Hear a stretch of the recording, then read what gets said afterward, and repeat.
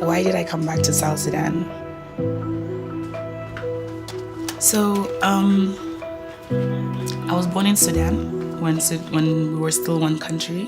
A lot of my younger years were moving around with the soldiers and the movement because my dad he's a soldier.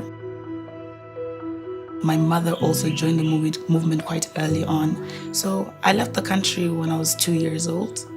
And from then, I'd never come back. My parents always used to speak about South Sudan. So I was very aware that I'm not from any other country. And I had this part of me that I've never been to or I have no memory of. There was an ideological war, the Islamic North and then the South, 4 decades of war that was on and off, and low intensity war that just continued. Many parts of the country as a result didn't have any access to any sort of infrastructure.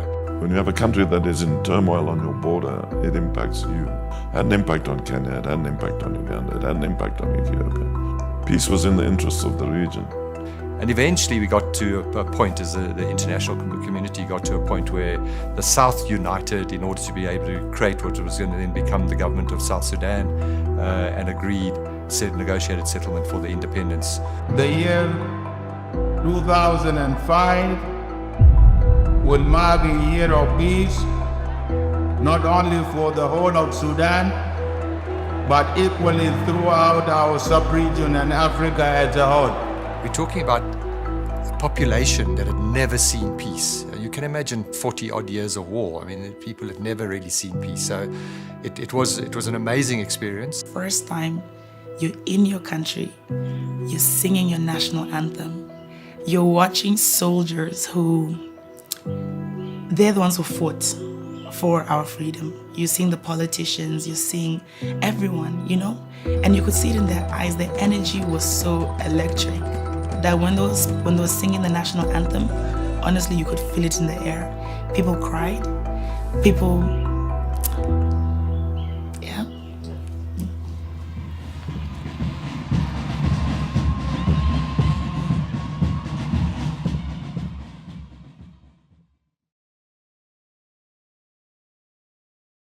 They didn't have a central bank.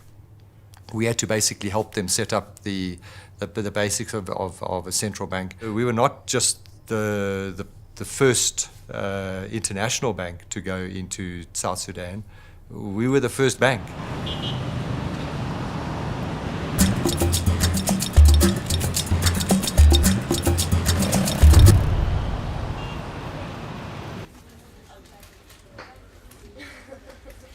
Stanbic is one of the leading financial institutions here in South Sudan. I mean, most of our clients stretch across the largest industries in South Sudan, so oil and gas, the IDG. So within the bank, we're all from different tribes, all different ages, different experiences. One of the things that comes out of working in Stanbic Bank and Standard Bank as a whole is that you become family. A lot of international communities have actually lived and have come and settled in South Sudan.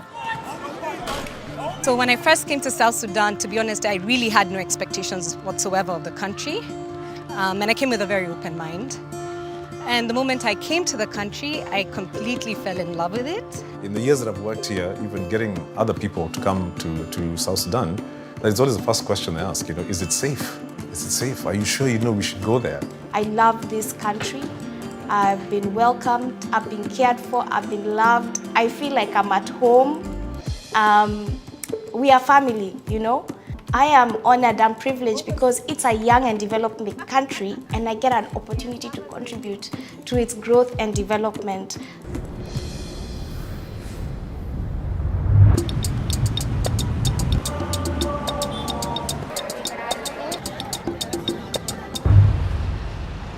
What was the attitude of people towards banking in the beginning? Well, it required a lot of awareness. When we came, people like, hey, if you take your money to the bank, this money will not come back. South Sudan is a cash economy. People believe in cash. I think, if I'm not wrong, Stanbic was the first bank that introduced the fact that South Sudan could access hard currency here.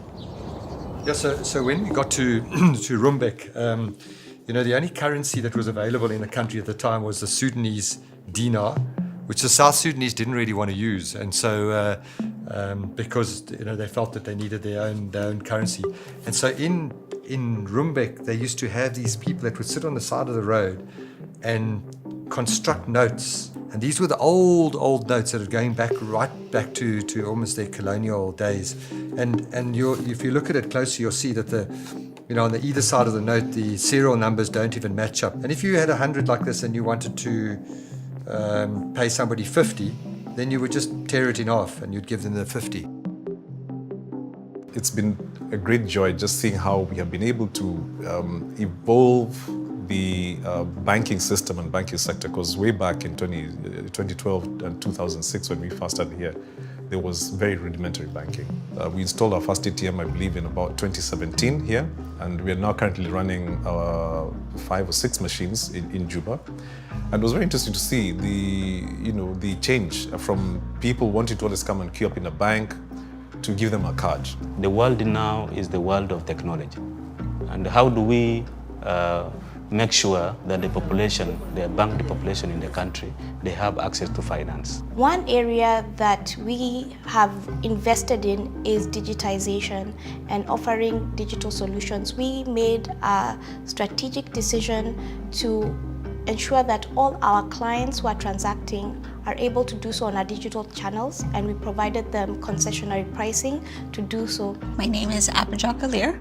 I'm an interior designer.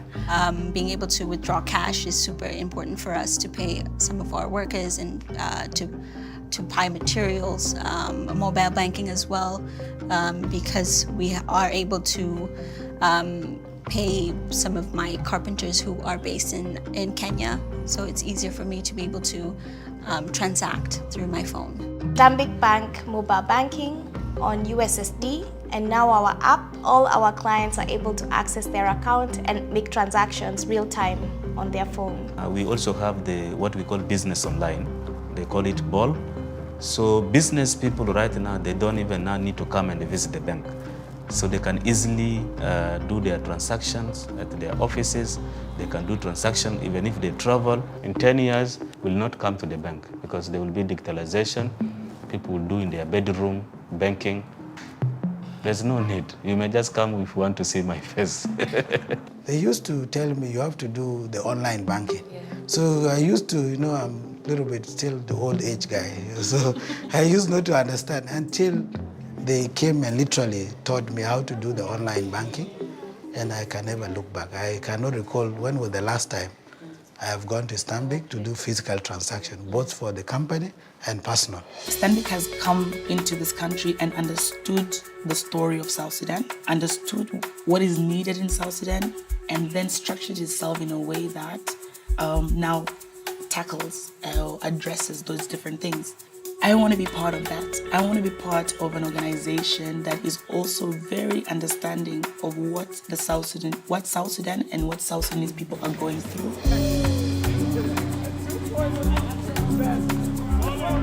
My name is Tasha.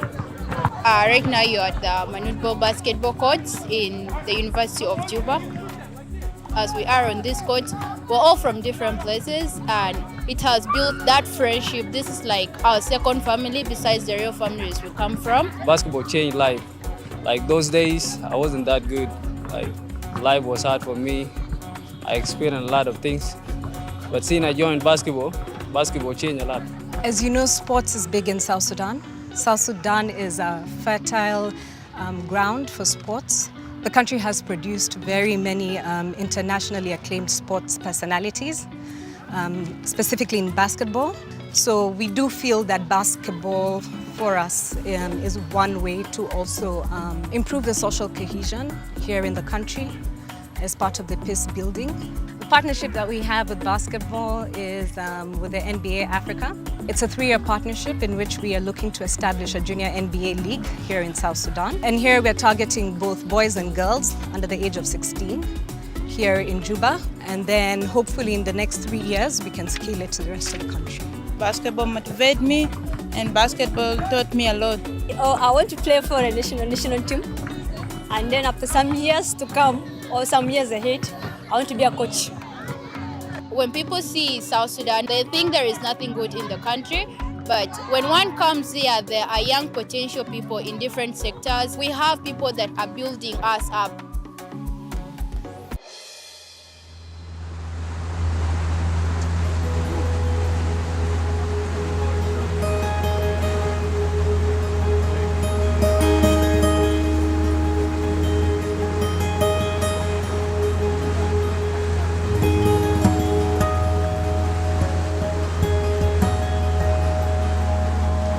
What do I love the most about being South Sudanese? A South Sudanese can be seen from very far that this is a South Sudanese. What are some of those features? The features are we are very tall, the color, the white teeth, and the gap. You know, every free gift normally one embraces it with happiness. I just naturally love being a South Sudanese. I love the generosity of South Sudanese. I'm very much proud about that. South Sudan is a country blessed with our natural resources, beauty, including the people who are in South Sudan. They love each other, they're united, and they are beautiful. What are your hopes for South Sudan in the next 10 years? My hopes for this nation in the next 10 years, if peace continues to exist, I see a South Sudan that has better infrastructures that connects the city to the states. In the next 10 years, my hopes for South Sudan is that it will be a viable destination for investments. We want to build the first South Sudanese multinational company, a blue chip company, in the next 10 years. Peace and stability being available, which I believe will be available in 10 years from now, I think it's going to be way so easy for the country to develop and change a lot of things. South Sudan, through my contribution, should be one of the developed countries. You know, when we just speak and we don't put things in action, it will never happen. The role I wish to play, you see, this is a country who is just from war zones. We are from war. There are a lot of trauma. So the role I'm currently playing, I'm doing what we call fear counseling to the youth.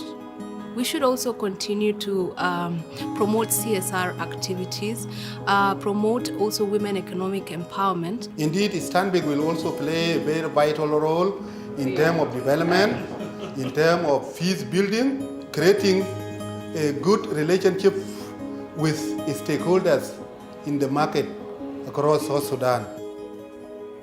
The Stanbic Bank should be the #1 bank in South Sudan, as I'm the pioneer of Stanbic in South Sudan.